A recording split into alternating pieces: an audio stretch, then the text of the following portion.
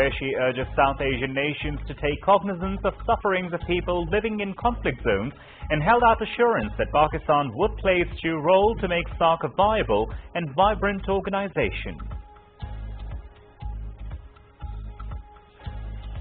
Pakistan greatly appreciates the Turkish President Recep Tayyip Erdogan for raising the dispute of Jammu and Kashmir once again at the United Nations General Assembly. The Foreign Office says that India must come out of its self-denial mode and face the international reality of Jammu and Kashmir dispute. President Arif Alvi chairs a meeting on narcotics control in Islamabad. Matters relating to a check on the use of narcotics in educational institutions discussed. Delhi police charge former Indian Foreign Minister and senior Congress leader Salman Khurshid for making provocative speeches during February riots in Delhi that claimed over 50 lives.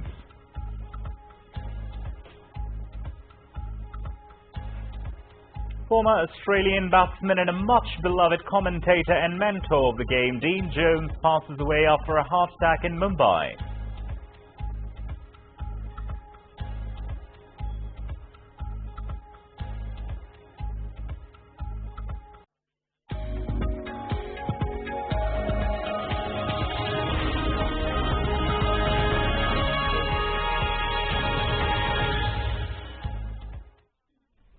That's all for now. For further details on live streaming, do log on to our website world.btv.com.pk. Also, you can find us on our Facebook page with the name of BTV World and follow us on Twitter at WorldBTV. Thank you for joining us.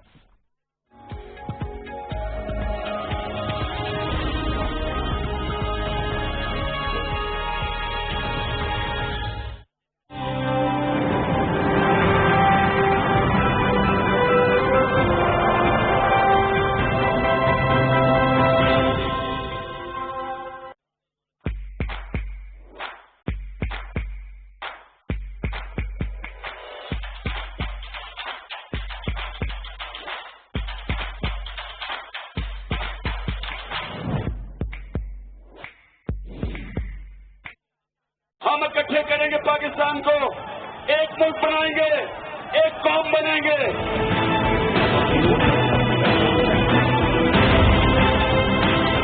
With a renewed pledge of nation building appearing on the political horizon of the country with an unparalleled leadership.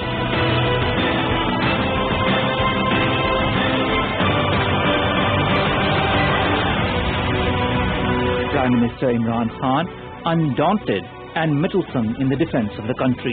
अगर आप ये समझते हैं कि आप पाकिस्तान के ऊपर कुछ किसी किस्म का हमला करेंगे, पाकिस्तान रिटेलिएट करने का सोचेगा नहीं, पाकिस्तान रिटेलिएट करेगा।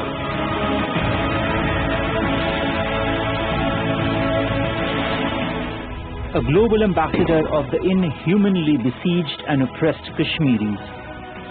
आज तक किसी ने कश्मीरियों के लिए ऐसे नहीं खड़ा हुआ जो इंशाल्लाह मैं खड़ा होगा। It is extremely important that we highlight what is happening in Kashmir amongst the world leaders. This is a test for the United Nations. You are the one who guaranteed the people of Kashmir the right of self-determination. Against the coronavirus pandemic, the Prime Minister has proven to be most phenomenally successful before world leaders. दुनिया मिसाल दे रही है, WHO Pakistan की मिसाल दे रहा है कि पाकिस्तान से सीखो कोविड में किस तरह आप निकले हैं। The leader who always emphatically opposed the idea of a military option for the resolution of the Afghan issue. I always believed that there was no military solution in Afghanistan. I hope that President Trump will get the talks going again. The leader who stood up as a spokesperson of the 76 countries buried under heavy debt. The world community has to think of some sort of a debt write-off for countries like us that are very vulnerable. An international champion and spokesperson of environmental balance and protection.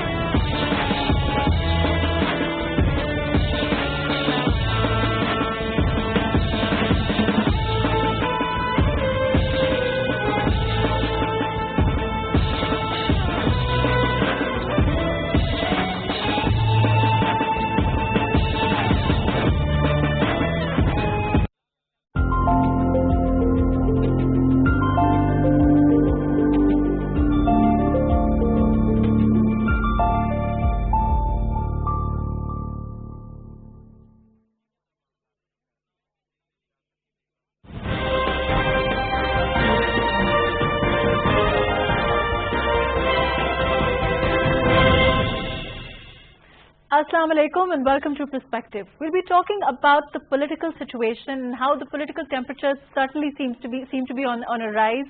If we've been following the last few days, we've certainly seen a certain kind of blame game brewing. Let's talk about that. Let's also talk about politics that suddenly seems to be becoming murkier, if that was possible.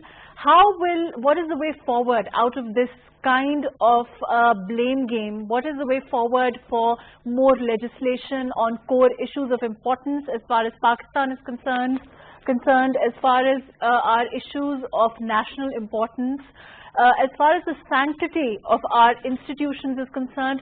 Let's talk about all of that amid all of this talk back and forth that's been going on. I have with me Noreen Farooq Khan, who's a leader PTI. Thank you so much for being with us. Siddiqul Farooq, leader PMLN. Thank you for joining us today. Barrister Muhammad Ahmed Tansota, who is an eminent lawyer and a legal expert. Thank you for joining us today. Naseem Siddiqui, who is a senior journalist and will be joining us also. Thank you for joining us today.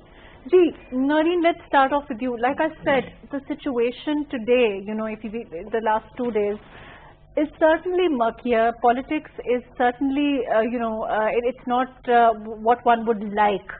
At the very least, we are seeing a lot of blame game. We are seeing things being thrown back and forth between institutions. And what does this mean, in your opinion? You've seen as very much as being part of the government of PTI, being in power at this time. What does it seem?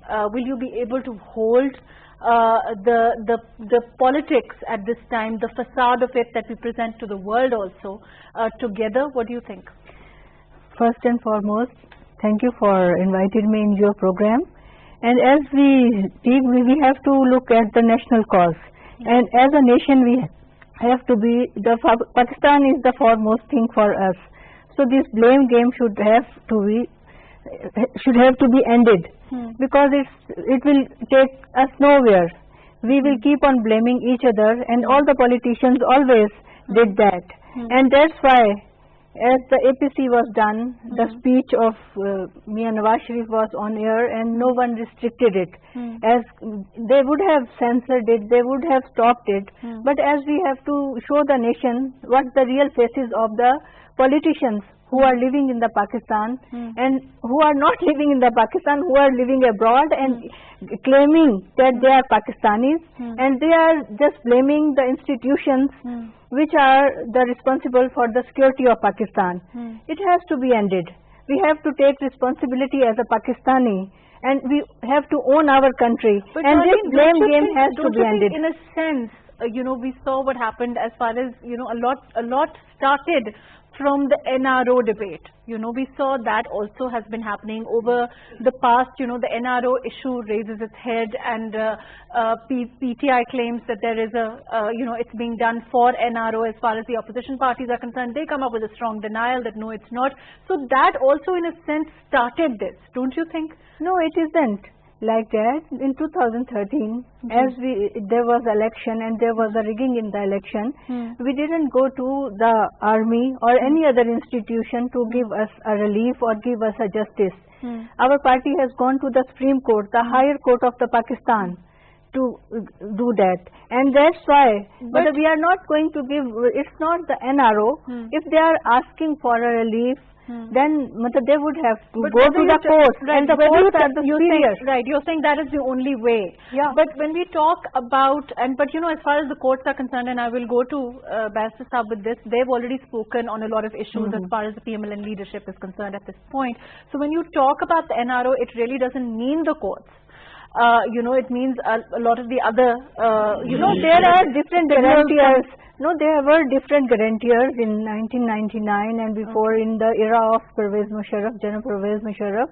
At that time, NRO was done when the leaders came to Pakistan. Okay, I will come back. I'm going to go to Siddiqul Farooq Saab. Farooq Saab, a lot, your leadership, we've seen what they've just, Mia Saab has just said, sent tweets about an hour ago where he's forbidden anyone from his party from meeting, any military personnel unless it is for, unless he has authorized it. because, of course, it has created a lot of controversy. In the wake of all of these accusations, how do you see what's happening? Bismillahirrahmanirrahim. Thank you, Mahrukh. Ji. I have listened to my sister representing PTI, and I think we all want to solve every problem confronting the state of Pakistan and Pakistanis as a nation. Right. And I believe that after Quran-e-Kareem, this book, the Constitution of Islamic Republic of Pakistan, is the only book which, if followed in letter and spirit, will provide us solutions for every problem, and Pakistan will go forward like anything. It will be respected among committee of nations also. The Constitution didn't ask your members of your party to go and meet. No. First, this is the basic thing. Right. Now, if someone invites about, someone means Chief of Army Staff invites about security issues, if he invites along with other parliamentary leaders and they go, I think it is befitting. Were there other parliamentary leaders present? Of course, I think you must have. But according to Zubair Sahab, there were other meetings. That was when something there was nobody else. There. If meeting of, as far as Zubair's meeting with Chief of Army Staff is concerned, if it was for political purpose, let me say it frankly as well as clearly, then Army Chief should not have invited him for any political purpose. It is beyond his scope as far as this Constitution tells me and Chief of Army Staff. But you're saying that he called him for political purpose, as to discuss economy. I know, as far as you know, if the Army Chief wanted to seek guidance or seek his opinions about economy, I think it should also not have been done.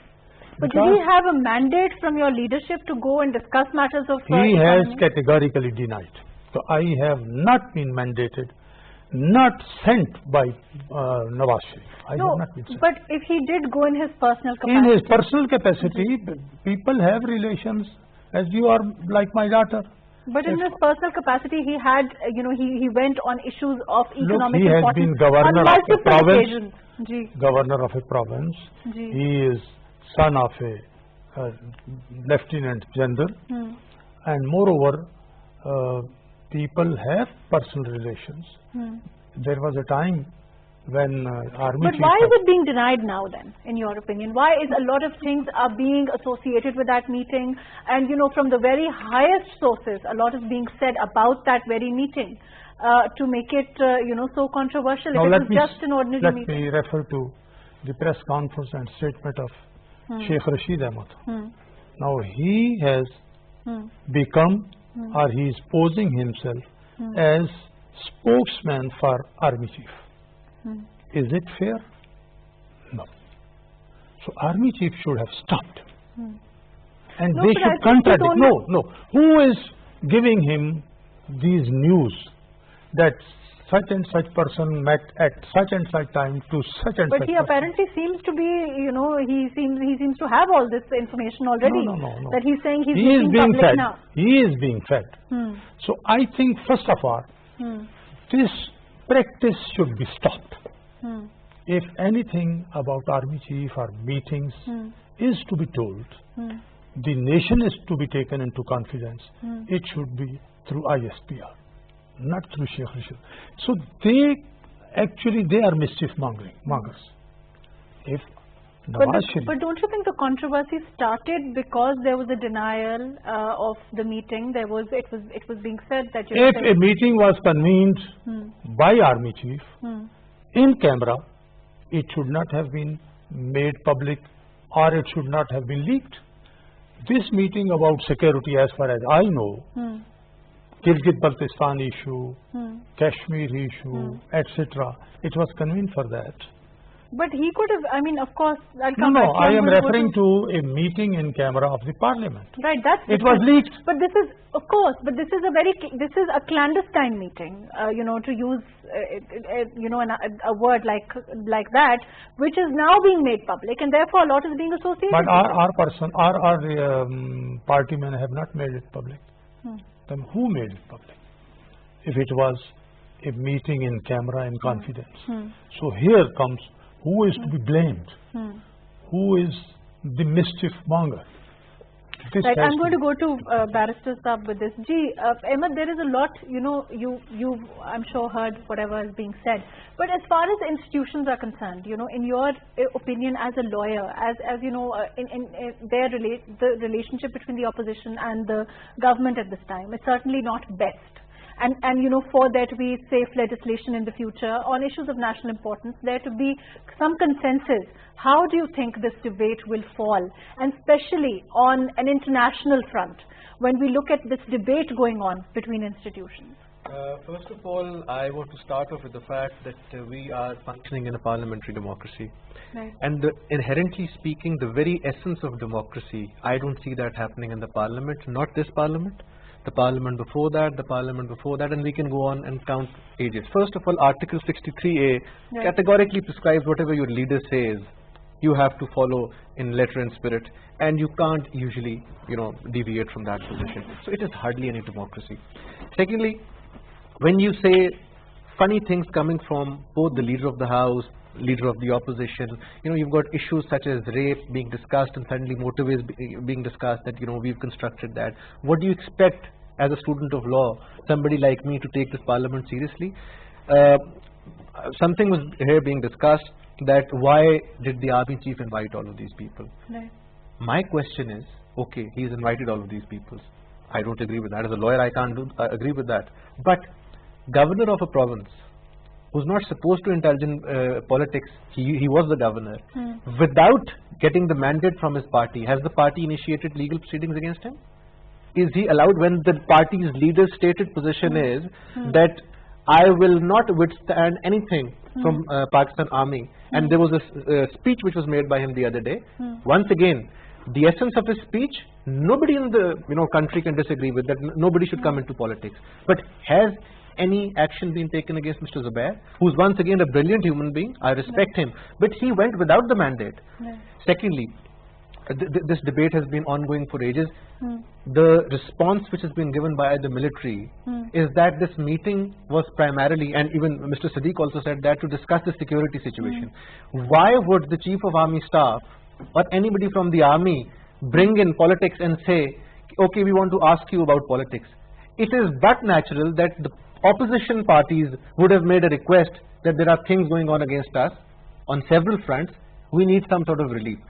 I mean, in all sane mentality, why would the Chief of Army Staff, even for the sake of argument, we believe, would have brought it up? Okay, these things are happening against you, so let's discuss it. Only the one who is going through something, and I'm referring to the NAB cases, and let's be objective and open about it. That's what was said about it. And things which have come out of the meeting was that we have got nothing against you, which is once again something praiseworthy. They should not have anything against the Chief of Armed Forces of Pakistan. That's fine, as long as he's not involving himself into politics. So if nothing was against him, why would a meeting which was primarily on security? And another question, why would the Chief of Army Staff invite the opposition to discuss something which related to the security measures of Pakistan? What expertise does? I'll start off with the leader of the House. Leader of the House is Prime Minister. He's the sitting Prime Minister. He happens to be the Commander-in-Chief of the Armed Forces. Understandable. Why would he invite Bilawal Bhutto or somebody from the opposition parties to understand the strategic situation? And if he has invited these leaders who've got a stated position against the anti-establishment forces, I respect them for that, Mia Muhammad Nawaz Sharif and Bilawal, they should have announced that meeting. They announced each and everything afterwards. And if they had simply announced the meeting that we are going to go and discuss the national security situation with the Chief of Armed Forces, we're not asking for the content. That is going to be, I think that would have been one of the most amazing things said by the leader of the opposition. And I trust Bilawal Bhutto. Right. He's a gentleman. Similarly, if the leader of the opposition would have been there, he ran the province in one of the best possible manners. Exactly. So I have all my trust in my opposition as well. Why won't they announce it? What secret atomic discussion was being and did anybody ask you about that discussion? That discussion is not out as yet. So there was nothing secret that you had to keep secret. So my stance is they were all there, or at least the presumption is they were all there to discuss politics. And if the reception to that was from the armed forces side or the chief of army staff, okay, he should have categorically stated that I am not here to discuss politics, and he should not discuss politics. That's once again, everybody agrees on that. And like Siddiq Saab said, that after the Holy Quran, this is the most sacrosanct document, because this document itself entails Article 227, and then it says that it has to be run under the principles of Quran and Sunnah. So the Commander-in-Chief, so we have no, we were not privy to the conversation that took place within the closed rooms. And these closed rooms should be closed once for all. I have to say that. Be it the Prime Minister, it should be the Parliament. It should be the Parliament. And I'm sure Siddiq Saab would agree. Which is what their leadership is saying. Which is what their leadership is certainly coming out and saying it. Zubair Shah should be proceeded against, and I think it'll once again one of the top guys in PMLN, amazing guy. But without mandate, do you think I have the audacity to be in PMLN and without asking Mia Muhammad Nawaz Sharif, I can go and meet the army chief? Exactly. And then your leadership made some remarks, whether it's Mariam Saiba, or whether it's Mia Saab. Mariam Saiba categorically said that all of these issues should be discussed within the parliament. Not a day ago. And then this comes out where all of this. Ji, Siddiqul Farooq Saab, before I go to Naseem Siddiqui Saab. Ji. What I have said, Ji. I stick to it. Are you going to proceed against Zubair Saab, like Barrister Saab is saying? If he actually went, he hadn't asked and he went about... there should be a legal action. Legal action, not a party discipline. If he violated the party discipline. But Siddiqul Farooq Saab, a person enjoys personal relations to go and have dinner with anyone he chooses, but doesn't go around, having the authority to discuss security situations. He has categorically said that I have not discussed any matter relating with Nawaz Sharif or Mariam Nawaz or any political. But what mandate does he have to go and discuss the security situation of Pakistan, which you are saying is what was discussed? Security situation, after all, army chief allowed him. He permitted him. This meeting was allowed by him. So, however, if party leadership wants to take an action, it may take. Why is Siddiqul Farooq Saab to be, to play the devil's advocate? Why is Zubair Saab so blessed, so to speak, to be summoned in this way by the army chief and not anybody else? He is a senior person. So are a lot of other people. And I'm sure Mariam Nawaz is more senior. As Iqbal is more senior. As is Ehsan Iqbal, as is, Hakan Abbasi Saab, as is a lot of other people, Khwaja Asif Saab. Sometime. Can I just make one comment with his permission? If Mr. Siddiqul Farooq or like of Mr. Siddiqul Farooq was present in that meeting, trust me, my stance would have been different. He's a gentleman. He's commanded positions. He's been the chairman of Acute Property Board. We know him. And honestly speaking, if he was there, first of all, he wouldn't have been there. There's a reason why he was not there. And if he was there, there were things he would have said that would have made a difference. So my point once again, why are certain people chosen from a political party to come and represent in such meetings? If these people were selected or chosen by the other side, I don't know why. But even by your own side, aren't they part of a very cherished media group also? 1 minute. If our party sent them, our party selected them and sent them to have a meeting with Chief of Army Staff, it means it was a meeting for security, and there are, since the meeting... If your party sent them, you're saying. No, but they were there. Of course. They were there. I'm just... They were there. But yes, they were all representative of our party. There is no secret that as far as Zubair Saab is concerned, as far as... I'll have to ask Siddiq Saab a question. Sorry, I'm assuming a role. If he was an expert on security, So can he assure us that in the next government, if at all PMLN ever makes it, he will be the defense minister or the strategic expert? He's made the governor, who's not supposed to involve himself in politics, and the defense minister is Khwaja Asif. Yeah. So if he's somebody that, that's the stupid question. What expertise does he have on security issues to be summoned in this manner? That is true. Even if he doesn't have sound knowledge about security, I think Chief of Army Staff might have thought that he can brief him, or he is to be briefed. Okay. Out of all the other help that he has. Okay, I'll come back. Eugene, esteemed Siddiqui Saab, I hope you've been following our discussion so far. How do you see things? Do you think that we can debate as much as possible on how he went there, why he went there, but I'm sure that no member of the PMLN would agree that there was anything to it other than just a prima facie meeting on security issues, or whether you call it security issues or whether you call it a personal visit, whatever. But it happened, and a lot is being attributed to it. It is being said not only by the political party, but also from very, very reliable, high, as far as sources in the army is also. DGS, ISPR is also saying a lot of things. So therefore, it has become subject to debate. What's your take on this?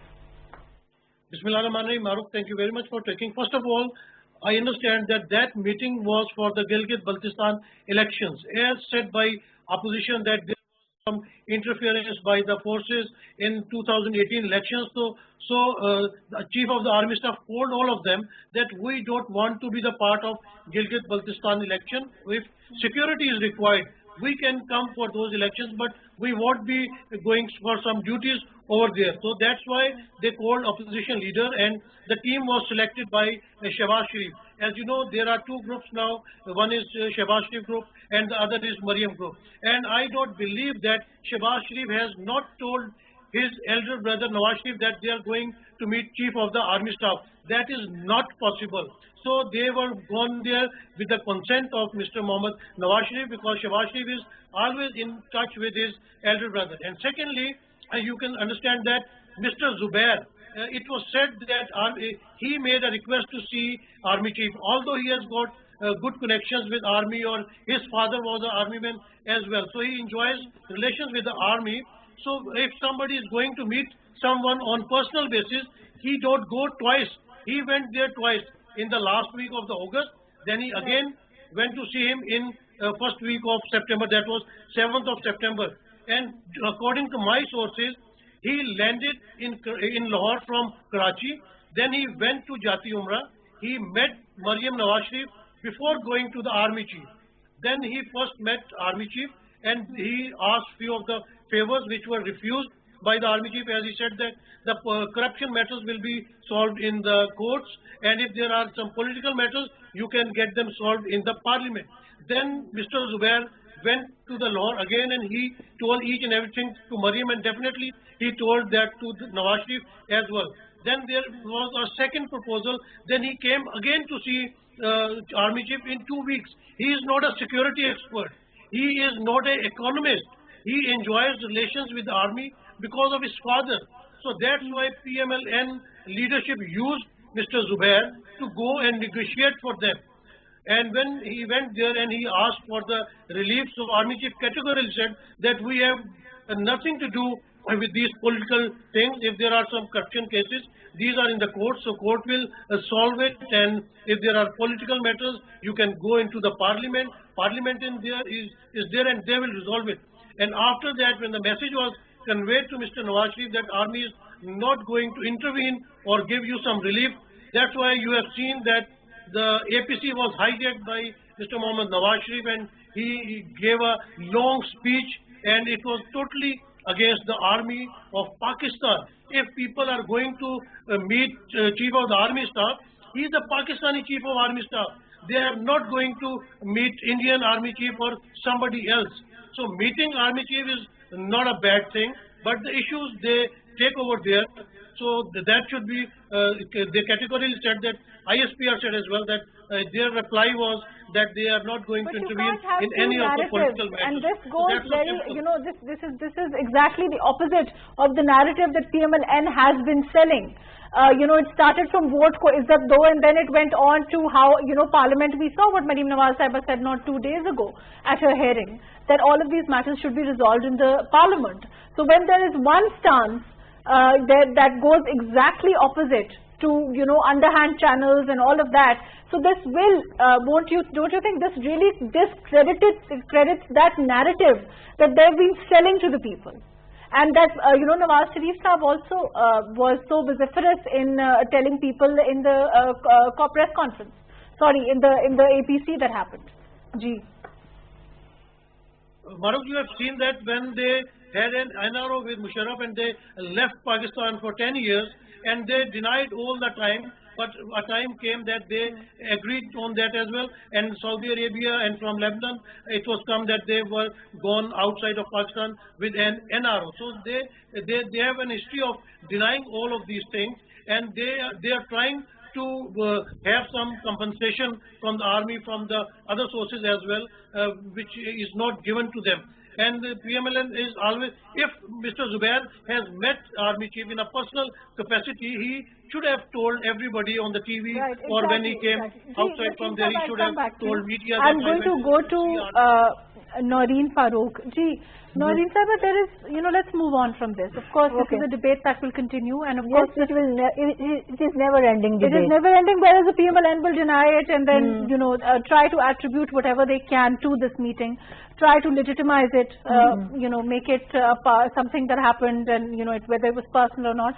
My question is, of course, as far as the government is concerned, as far as the PTI is concerned, certainly this, whether it was designed as such or not, it does, certainly boost the narrative that the Prime Minister has been talking about. It boosts the narrative of there being two faces of the opposition.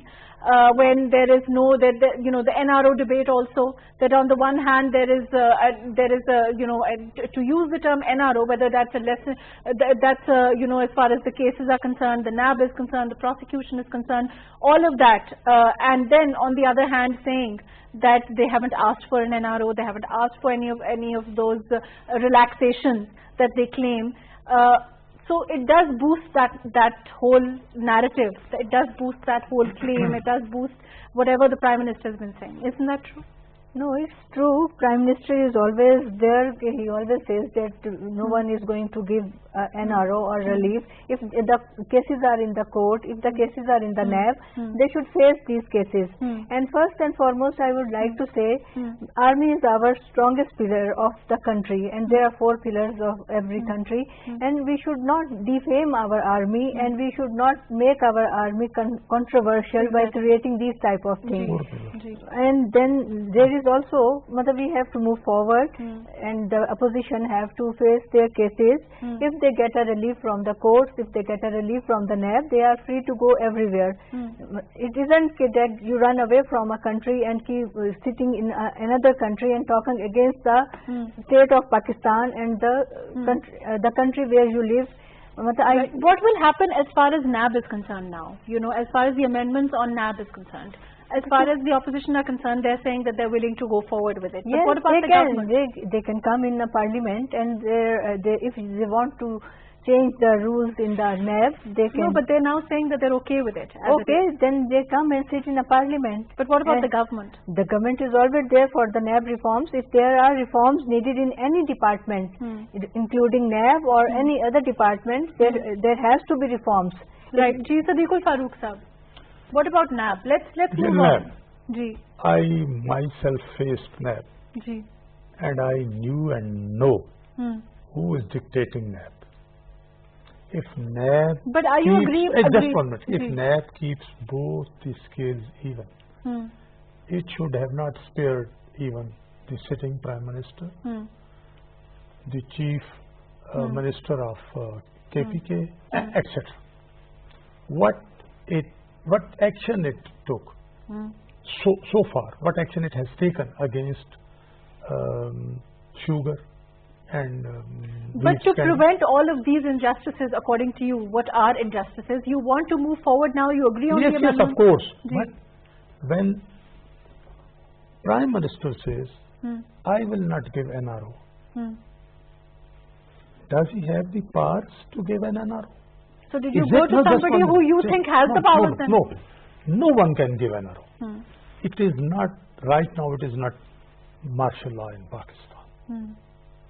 It is beyond law, beyond constitution, beyond everything. But you are saying that it is. When your Prime Minister, your leadership goes, talks to the people on social media and they say that the elections are rigged and somebody else brought the Prime Minister doesn't mean that. When they say that, there is somebody else behind everything that's happening. But I am myself witness to election rigging. I am myself witness.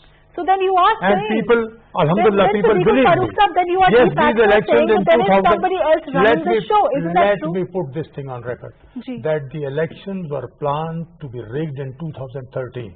But at that time, General Kiani opposed it and he withdrew army from polling booths and polling stations. No, otherwise, army result would have been same. But now this time, elections were. And in asking. 2016, I categorically said that this time, as I know, by hook or by crook, Nawaz Sharif will be thrown out. But Siddiqul Farooq, but the same. Just 1 minute. No, just 1 second. I'm just going to, phrase let me conclude. When your leadership says that it is only, your leadership says that it is because it's somebody else running the show. Your leadership says it is somebody else behind what they call victimization to your, your political party. When your leadership says it is somebody else deciding everything as far as foreign affairs are concerned, as far as domestic affairs are concerned, then you are saying that essentially it is, not to use that term, you used it, martial law. Javed Hashmi, when he left PTI in 2014 and addressed a press conference, every word of his press conference proved true in 2018. And secondly, Justice Shaukat Aziz Siddiqui, he addressed District Bar, Rawalpindi. What did he divulge? What did he say? Everything is proven true. So everything cannot be said right on your show, but people feel and people know. What about NAB? NAB, after the judgment given by Supreme Court, NAB has, I think, no position. So do you think there will be agreement now? You are saying the opposition has agreed now. In the light of that judgment and in the light of Constitution, NAB laws should be amended. But we've moved on from there, right? Now that you've agreed on the amendments, the opposition has principally agreed on the amendments. That's what I understand. So as far as the government, are you going to proceed now after all of this debacle has happened? I think as far as legislation according to Constitution is concerned, if it doesn't benefit negatively any person, if it is in accordance with Constitution, we should go by it. We will definitely support it, inshallah. Right. Okay. Ahmed, as a lawyer, how do you see the amendments on NAB? We've been debating about it, we've been talking about it. As I understand, Siddiqul Farooq Sahab didn't comment on it, but the opposition principally has agreed on the amendments. Do you think that they will move forward now, and do you think that they will substantially change the nature of NAB for other successive governments? I think it's a useless law as far as the law is being concerned, but it will always be the opposition which will oppose it. Right. They've been in government. They've basically Pakistan People's Party has been in government. Nobody changed it because at that point in time it suited them. Right. Accountability laws have always been used by the party in government to coerce the party which is in opposition. Okay. Just permission. Sir. When this question was asked to Shahid Khaqan Abbasi, he said we wanted to amend, but we were given a message that if you amend it, we will get it rejected from court. So you get so many messages. That's where I was coming actually. This politics of messages has been in place since ever. So I will come to that, but you've asked a very serious question. Yeah. A law which does not have the basic provision of filing a bail petition, Right. do you think it can sustain? And all political parties in Pakistan would agree to that. Pakistan Tehreek-e-Insaf has brought good recommendations. A few of them are very good, like the bail itself. You have to file a writ petition to seek bail. Secondly, a law, just like FIR, when you have courts in place, you can easily go and contest your case if you have the faith in this judiciary. Right. Now, this thing is very serious because I want to disassociate myself from this comment that we were given a message that we will get it. Obviously, yes, Pakistan Muslim League, and I am not referring to people like Sadiq Saab, not because he's sitting with me, but I genuinely respect him, has a very, very, I would say, strange past in terms of dealing with the judiciary. They have dealt with judiciary in a very different way. So I think this thing, it's still in place. Judiciary, post reinstatement of Iftikhar Mohammad Chaudhary has been very different, and after Dogar, it has been completely different. And I respect that judiciary. They have taken some very, very difficult decisions. We may disagree with the logic, the reasoning. This is the judiciary which has spoken about the Chief of Army Staff, the sitting Prime Minister in the office, and whatnot. They have taken everybody to court and decided on merits. We may disagree with the judgments based on our political beliefs, but yes, this is a very vibrant judiciary that we must respect. So if the judiciary is in place, and the appointment of Chairman NAB, they've been talking about, the Chairman NAB, who was heading this department at their time, was actually one of the subordinates of the Prime Minister, who was appointed as the Chairman NAB. We may have our differences, but you can't do that for somebody who's heading the accountability. The process of appointing somebody who happens to make political people accountable should have been the old process where final say was that of the Chief Justice of Pakistan, because he's the ultimate arbiter of the country. At the moment, you can't agree on anybody. So it's a game which is played. Right. They give 3 names, the other party gives 3 or 4 names, and then you settle. You can't settle for somebody who has to conduct the accountability. So the ultimate arbiter, if you accept Chief Justice of Pakistan as the ultimate arbiter who comes through a process, then anybody who is appointed or at least supported by him should be heading the accountability. Even, I would suggest to the extent that a judge should be nominated for the Supreme Court of Pakistan, at least somebody who doesn't have anything against that person. At the moment, what's happening is you appoint somebody, you will always have differences. I deeply respect the sitting Chairman NAB, who's been an honorable judge of the Supreme Court of Pakistan. We've been appearing before him. So I respect him as a judge. But the moment he takes or assumes that office, it becomes controversial because it has to proceed. So then it has to change. One point which Mr. Sadiq made is a very valid point, that Chairman NAB should also consider proceeding against the sitting member parliaments from the government sides, from the treasury benches as well. Because it is not about balancing. At the same time, you have to ensure that the accountability is across the board. And I think I don't want to exceed beyond that. Across the board means across the board. It should be across the board. Justice should not be done, it should be seen to be done as well. Yes. That's the basic principle. Accountability should also be across the board, and the only thing I just wanted to say is, they are talking about the Chairman NAB. It was not appointed by the PTI government. It was appointed by the previous government, and we are not. No, he was selected and appointed by the Pervez Musharraf was also appointed by Nawaz Sharif. So then your leadership must have some weaknesses. They choose the people who go against them. No, they choose the people who ultimately go against them. Because periodically, Pervez Musharraf goes against the Nawaz Sharif, and then this Chairman NAB working against the Nawaz Sharif. So it's based on my personal experience, fault. It's not our fault. Not because he's the army chief. I'm not somebody who's been, I can talk about army chiefs in the past when they were sitting army chiefs. I've spoken against that. I've done cases against the military. But the sitting army chief, as a personal experience, I can tell you that he is somebody who would never involve himself into politics. I can assure you of that.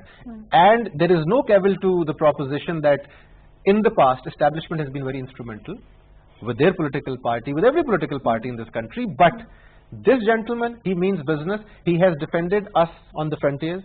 He has delivered. A country which is not even half the size, I would say 1/4 of what India is, had the, actually had the audacity to shoot down their planes. So he has defended us. He has been a staunch supporter of democracy, and that's what he said. He has never ever resented. So I think we must not drag him into politics. And even if there was a meeting, let's move on. And the political parties should be careful in future. If there is a meeting, they must declare They should make it public. And let's not, make it like that. Then I think Sheikh Rashid should be held by someone. No, that's a no one should be shameful. No one should be shameful for meeting the army and our army. It's not the Indian army. Exactly. Our leader goes to India. It should be made public. Yes, publicly they will. I will come back to you. Naseem Saab, your take on NAB and reform now. Do you think that it will now go forward, considering where we are as far as the opposition is concerned, as far as the government is concerned, as far as all the other players are also concerned? Mahrukh, as far as I don't understand the hue and cry of Muslim League Noon and People's Party against NAB, because as my learned friend Sadiq Saab, he has faced NAB cases and he served some term in the jail as well. So when he came back and when there was People's Party government or PMLN government, why did they not amended the NAB laws at that time? And it is Justice Javed Iqbal is the choice of People's Party and Muslim League Noon, and all of these NAB cases are in the court as well. So court is deciding whether they are guilty or whether they are not. And whatever the amendments they want now, have they bring any amendments in the parliament yet? I haven't seen that People's Party or Muslim League Noon has made any amendments in the parliament to change the laws of NAB. And whereas NAB is concerned, I have seen that the prosecution of NAB is very weak. The prosecutors, those come to the court, they are not that competent as the lawyers from the People's Party side or from the Muslim League Noon side has given. Because when we see the press conference of the learned ministers, we see a lot of things that they are discussing. But NAB is not going to prove those things in the court. So NAB should think over it, and they should strengthen their powers for the prosecution, so that these cases should not be lingered on for years and years. That should be decided, and all of these things should be across the board. All the parties, as far as the even the sincerity minister is concerned, do you think that now it will move forward as far as the opposition is concerned? Because we've been discussing, every opposition cries foul as far as NAB is concerned. Whenever they're in the opposition, every political party. Naseem sir, I think. I would like to address that point, because since it's been made, he's absolutely right. If the courts, and at the moment I'm referring to the subordinate courts of the country. I have a serious problem with the subordinate courts of the country, and I've been making that comment again and again, time and again in different programs. They have to complete the trials within a prescribed period. I had a personal discussion with the ex-CJ of Pakistan, and he came up with a very good solution. If a trial starts, as it happens in UK, it has to finish in 10 days, so that the parliament, you see, at the moment, if you look at the history of Pakistan, the only segment of the, I would say, which functions under the constitution, which has been taken to task, has been politicians. And they are right when they say that. They have been subjected to NAB, they have been subjected to cases. So at least give them that provision that if they have a case, that should be decided within 1 or 2 months. And the law says so in the NAB itself. The appeal of file under NAB ordinance has to be decided within a period of 30 days, I believe, 15 or 30 days, if I have to be corrected on that. So the point is, if the justice is dispensed within a certain amount of time, they will have absolutely no grudge. Unfortunately, that's all the time that we have. Thank you so much for joining us, Noreen Farooq Khan. Thank you for being with us. Sadiqul Farooq Saab, thank you for joining us. Barrister Mohammed Ahmed Pansorta, thank you for joining us. Naseem Siddiqui Saab, thank you for being with us. As far as the NAB law is concerned, as far as the political situation at this time is concerned, it's time that all political parties, regardless of whether they're in the government, whether in the opposition, we come to a consensus about Parliament being supreme. When we talk about the Constitution, we certainly say there is a document that is supreme and that we all function under it. But the problem is that it's never practiced in letter and spirit. It's time that political parties learn that it has to be the Parliament. We are functioning under parliamentary democracy. The rules of democracy must remain. It is time that we stop with the clandestine meetings and the overt comments and the overt deals that that have been, unfortunately, very much a part of Pakistani politics in the past. Let's hope that we can move towards a cleaner politics. We can move towards a cleaner style of politics where the leaders come and talk, and the leaders we can actually see their leadership qualities. We can see them exhibiting the truth rather than making it murkier, rather than making it more and more, unfortunately, unclear as far as what the true intentions are, what's going on behind doors. We talk about in-camera sessions, we talk about clandestine meetings. Let's hope that we can all dispense with those. Thank you so much for joining us today on Perspective.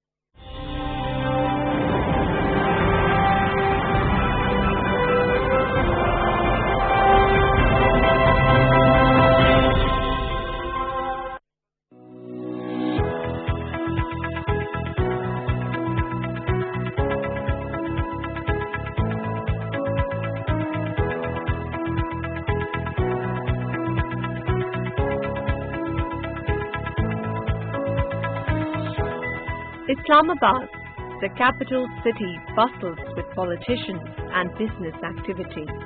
It stretches out around the foothills of the Margalas. To many, Islamabad is just that, lush green views in a modern, urbanized capital that houses politicians, diplomats and the Pakistani elite.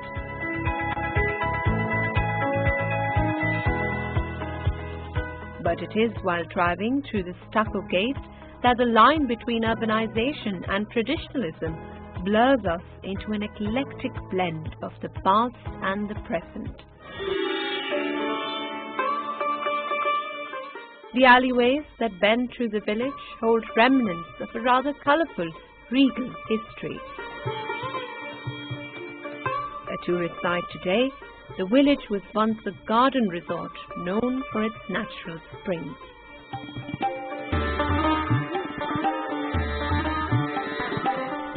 The historical significance of the city of Islamabad is unknown to many, and for this reason, the Capital Development Authority preserved Saidpur, a Mughal-era village located within the capital city. Through the periods of history that Saidpur has existed, it has been influenced by civilizations such as the Gandhara, Greek, Buddhist, Mughal, Ashoka and British colonialism. Saidpur village is said to be 300 years old, but the elders argue it is even older than most believe it to be. Saidpur's name originates from Sultan Said Khan.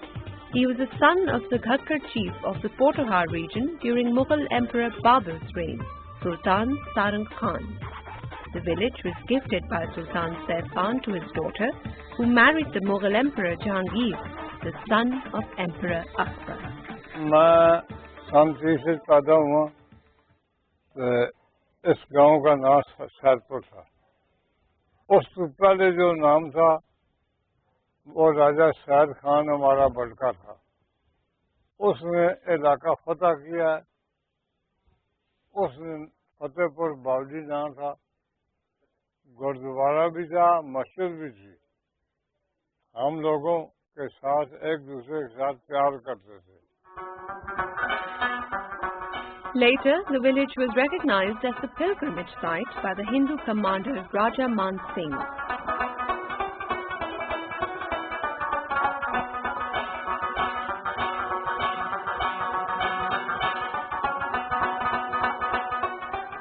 In 2006, the CDA began remodeling project of the Saidpur village.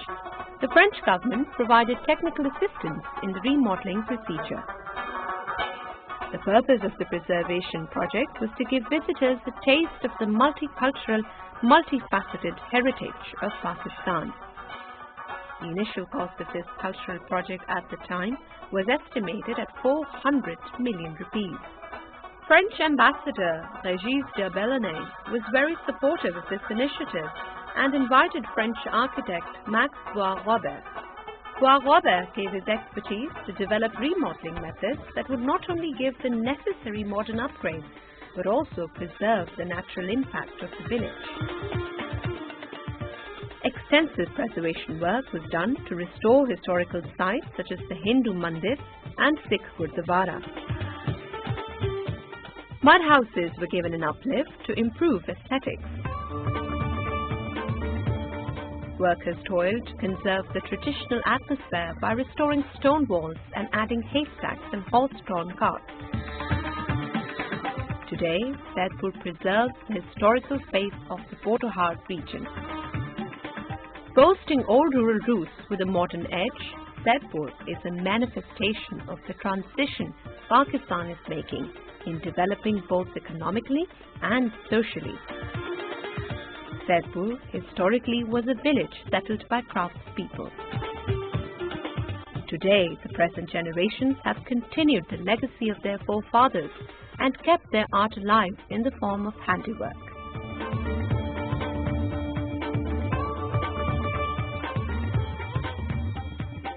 ये जो बर्तन बनाने वाला काम है, मैं 10 साल का था उस वक्त काम शुरू किया है। इस वक्त मेरी 50 साल उम्र हो गई है यही काम करते करते। सैदपुर में 6 खानदान सारे यही गुजर गए काम करते करते। तो ये गांव इसी ट्रेन की वजह से मशहूर है। मिट्टी की ट्रेन जो बनी है ये 120 साल पुरानी है।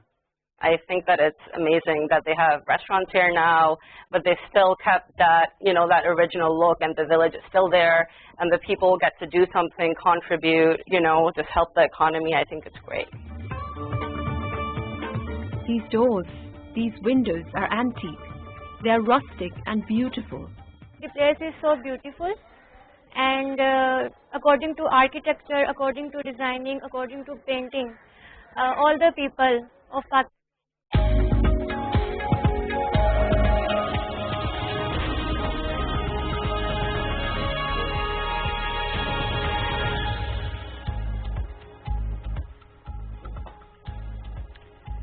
Good evening, Assalamu alaikum. You're watching PTV World. I'm Fahim Bandish. And I'm Sana Makbool. A look at the headlines first.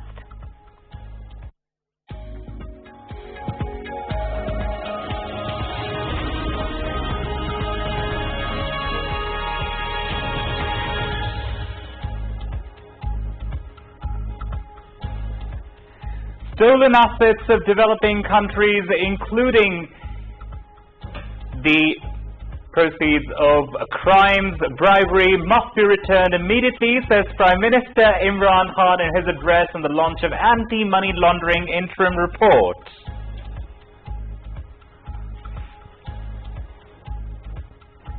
Prime Minister urges UN member states to